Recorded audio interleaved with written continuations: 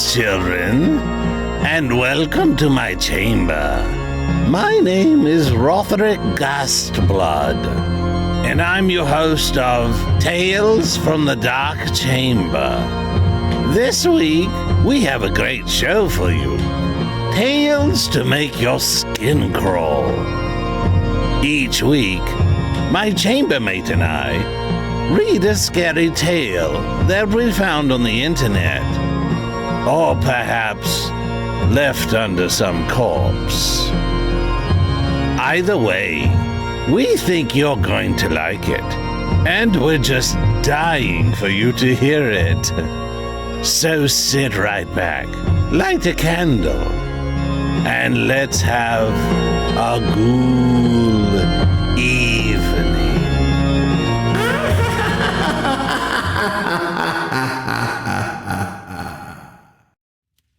Ooh, nice fire. Hey, Rotherick, just got back from the doctor. Seems you were right. That was burrito filling that burnt my arm. Gave me a nasty blister. But I can't figure out what that smell is, though. Let me see it again. Oh, no, you don't. I remember what happened last week when you wanted to inspect my arm. I'd like to keep it if you don't mind. I do have a question, though. What's that? Well, you're a ghoul. Yes? So, do you ever wish you had a Mrs. Gasblood? You know, someone to come home to, someone to... Oh, but I do. Or shall I say, I did. You never mentioned her. Well, she's been here with us all along. Sure she's here. But she just lies around the house here. She doesn't talk much. In fact... Wait, you mean... You're sitting on her. You mean the couch? Stuffed inside. She's been there all along. Yeesh. Remind me never to sit on that again. Well, get used to standing a lot then. Well, tonight's story is the second part of our series. What the hell pricked me? When we last left our hero, he had just experienced the most horrifying night of his life. After being pricked by a mysterious black rose, his finger, hand, arm, chest became engulfed with this black lesion. He woke up to find the lesion had subsided, but there was a foul stench and a Bible with some black slime coming from it. Tonight, we find out what happens next. What the Hell Pricked Me, Part 2. I'm not sure what I had then for the strange roses could be called an obsession. I mean, sure, I thought about them every minute of the day. I skipped work for a number of days because I was rummaging through the woods for that garden of roses. I hardly slept, but when I did, every dream I had was about those sparkling roses. I spent countless hours on the internet searching for the red-stemmed and black-petaled roses. I consulted a lot of botanists and florists who could have any information about the foul-smelling roses. I joined a library to read as much literature as possible regarding roses and flowers in general, and I created a web on my bedroom wall filled with pictures of all the facts I had collected about all kinds of roses. But you can't call that an obsession. Well, now that I write it all down, it does seem like an obsession. Okay, fine, I was obsessed with roses. They were all I could think about. I remembered I skipped meals and forgot to bathe as I read countless books on flowers or was on my computer scouring every deep web for any information I could get on those roses. I even gave the black slime which was on my Bible to a scientist so he can tell me exactly what it was. I called him every hour of the day for weeks to ask if he had any answers for me. He didn't. He had no clue what the slime was. He even blocked my number because I didn't stop pestering him. Yeah, that was definitely an obsession. That was why I started writing this blog. I was hoping someone out there could help me identify the roses that pricked me and almost claimed my life. I have now decided to write more on my blog because there was more to tell.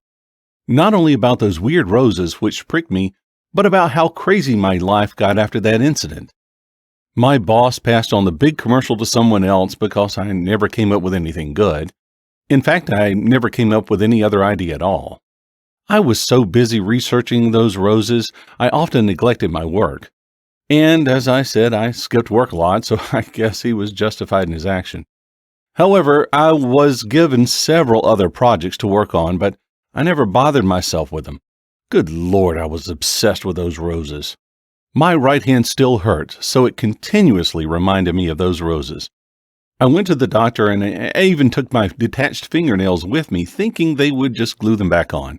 The doctor laughed at my initiative. New fingernails will grow back eventually, he said. When I asked him how long it would take for that to happen, his reply shocked me. Any time between 3 to 6 months, he said with a shrug. He prescribed me pills to mitigate the pain. He also applied neomycin ointment and dressed my fingertips with bandages.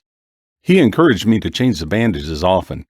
He also told me my right hand surprisingly had no internal damage, which was odd, for it still felt weak, and I could have sworn those black veiny lines damaged some tissue or muscles within me. I also took the time to ask the doctor about the mark that had formed on my index finger. On the exact spot I was pricked, a strange symbol had appeared. I noticed it the day I woke up from that horror night after I was pricked. The mark was small, light green in color, and it glowed like a beacon.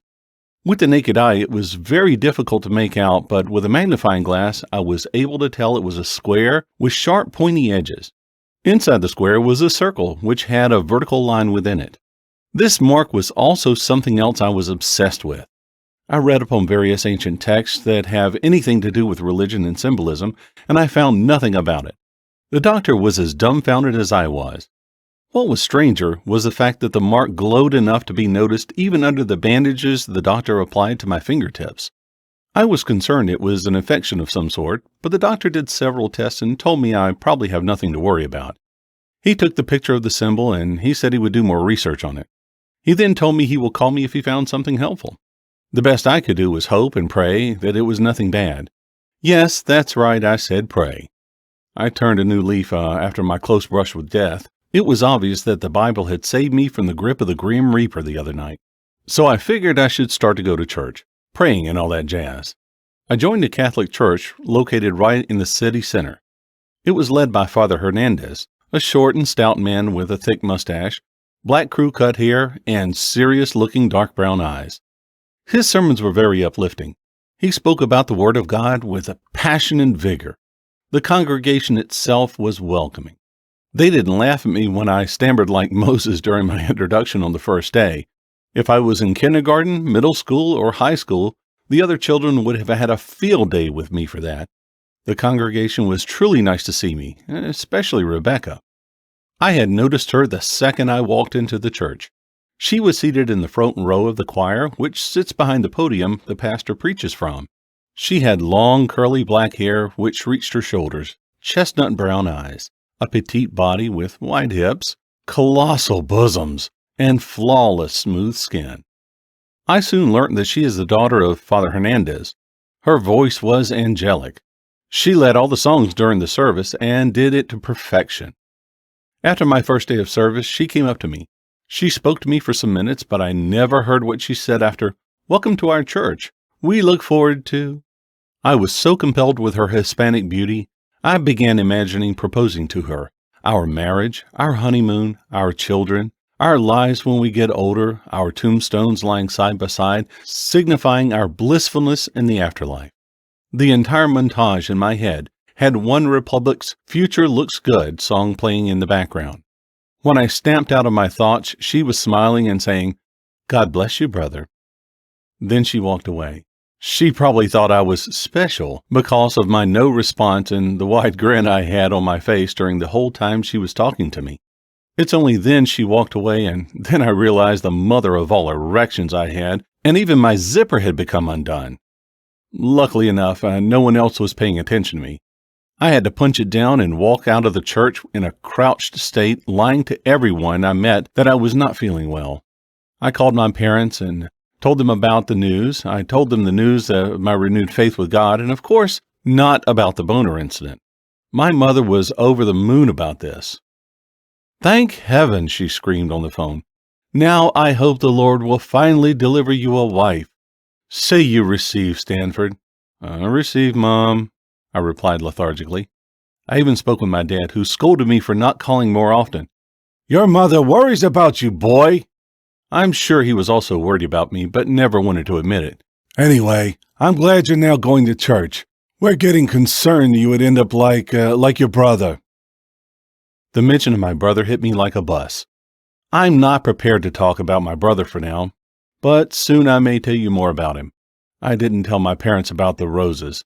I couldn't find anything about the roses anywhere, so I figured they wouldn't know much either. My father would have blamed my loneliness for the obsession with the roses. I bet he would offer to give me another tutorial on courting girls, as he calls it, and believe me, those are not helpful or appropriate. Anyway, besides the Rebecca incident, my awkwardness with women was ameliorating. This was because I eventually befriended Candace after I ran into her a couple of times in our apartment building. I will admit for the first time I met her after the incident in the woods was weird. I complimented her perfume and then her flushed skin, and I told her I wish I could keep her in a cage and lick her skin like ice cream for a whole day. I don't know what I thought that was romantic or appropriate to say, but I swear that was the last time I acted weird with her. When I met her next, I was wearing my Supernatural t-shirt, and we bonded together on our mutual love for the TV series. The more I talked with her, the more I was comfortable with her, and the more I began to forget about those damn roses until one night. I had come back home from the grocery store where I had witnessed something odd, to say the least. A fat Chinese man who was the size of a fully grown panda bear came running into the store. He was butt naked, and his skin was oily. He had a bald head with a white headband, scribbled something in Chinese, and wearing headphones that were blaring Psy's song Gangnam Style. A liquid was sprinkling out of nearly every part of his body. I wasn't sure if it was sweat or water, but it was gross. I did well not to get any of it on me. For someone his size, the Chinese man was fit. He ran up and down each of the store's aisles, screaming like a pig getting a bath. He either ignored or couldn't hear the store clerk's repeated curses and threats. Eventually, the obese naked man ran up to the exit door and began breakdancing in a paddle of the colorless liquid which was continuously sparged from his body. The store clerk, an old skinny man with thick glasses and patchy white hair, brought out a shotgun from behind the counter. The gun was clearly too heavy for him because he struggled to aim it at the naked Chinese man. He fired several bullets which all landed on the ceiling. I had to hide because I was afraid one of the man's stray shots would hit me. The corpulent Chinese man continued dancing, completely oblivious to the gunshots. When the music coming from his headphones finally stopped, he then ran out of the store. So when I got back home that night, I was still amused and a little bothered by the incident. I opened my fridge to offload my beer and milk in there when I got the shock of my life. Lying horizontally on the top of the tray in my fridge were 3 roses. The same red-stemmed and black-petal roses which pricked me in the woods. The putrid smell you can expect from the burp of someone who had just eaten a rotten rat was still distilling from them. As a shiver ran down my spine, I dropped my milk and beer, and they both crashed to the floor and probably created some novel kind of cocktail. I was further startled by a loud banging on my walls. I knew it was Miss Brown, my neighbor. She was an old woman who was always giving me stick about making noise, even when I sneezed. The woman was such a hypocrite because she always played loud hip-hop music in the middle of the night, which was kind of strange for a number of reasons. I knew it was because she lived alone and had no children or grandchildren. Judging by her snow-white hair, raisin-wrinkled skin, and a hedgehog-like hunchback, you wouldn't expect her to be playing such loud music, but she did. I know it was her. You wouldn't also expect her to be as promiscuous as a high school cheerleader, but every morning I met a different man in the hallway sneaking out of her apartment. The old hag was very fond of profanity, so please excuse the harsh language. Shut the fuck up! I will call the fucking cops on you, you asshole! She yelled. I was about to apologize to her when I realized the roses were moving. The stems began extending. I tried to shut the fridge door, but one of the rose's petals collided with the door, forcing it to swing back open. I was flummoxed. With a quivering heart and trembling legs, I waddled back slowly as the roses slithered out of the fridge, the glittering black petals of each of the 3 roses belligerently swaying from side to side like the head of a snake. I dashed to one of my kitchen drawers to search for a weapon I can use against the roses. I hastily pulled out the first object I touched and was immediately disappointed with it. I had taken out a very small knife. The blade was the size of my thumb, and I had never used the knife before because it was blunt as hell and couldn't even cut through a boiled potato. But I had no time to look for another knife because the roses were almost upon me, so I swung the pathetic knife frantically in front of me using my left hand. The roses seemed unfazed because they kept advancing toward me. Two of the roses were jabbing forward in an attempt to strike me with their petals. I nimbly dodged the attacks because I was very aware of what would happen if the petals made contact with my skin. The third rose surged upward like a cobra until its petals reached the ceiling. It was clearly preparing for a massive strike. I sprinted out of the kitchen before it could clobber down me. Remember when I told you I only run if I'm being chased? Well, there you go. I ran into my bedroom, slammed the door shut, and took my Bible, which I now kept on the side of my bed.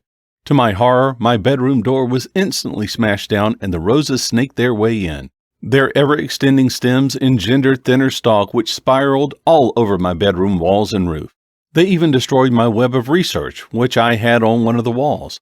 I held the Bible in front of me and the roses stopped their advancement. I then had a stupid idea of throwing the Bible at the roses, which I did using my left hand. The Bible hit the petals of one of the roses and it instantly ignited into flames. A loud screeching noise emanated from the roses before it expeditiously turned into black slime. My joy was short-lived as I realized my mistake. The other two roses began gliding towards me and I had no effective weapon to fend it off.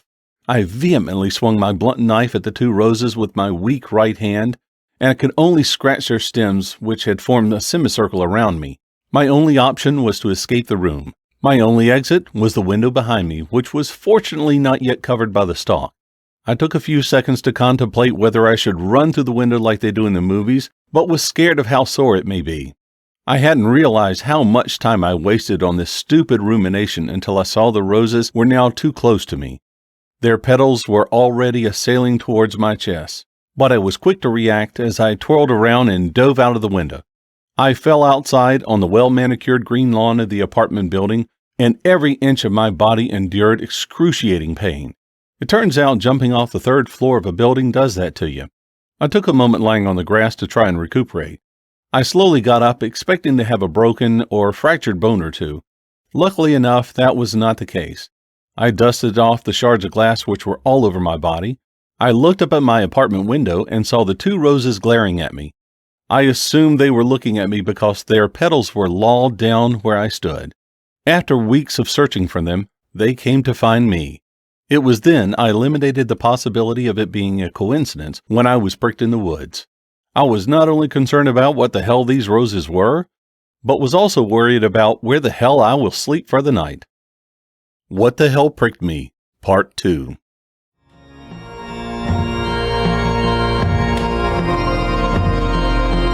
Well, folks, that's our story tonight. Rotherick and I hope you enjoyed it. We sure had a great time bringing it to you, and we really appreciate you listening. Tune in next week when we bring you another chilling tale from the dark chamber. And just a note, if you're an aspiring author and you want your story read here on Tales from the Dark Chamber, send us a note at talesfromthedarkchamber@gmail.com. If it creeps old Rotherick out enough, we'll air it.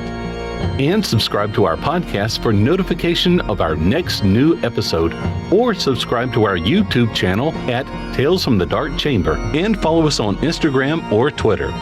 If you want your story read for your own use, or you just want to have it, check out my website at woodygvoiceover.net. You can order there, or you can find me on Upwork as Woody G. And again, thank you for listening tonight.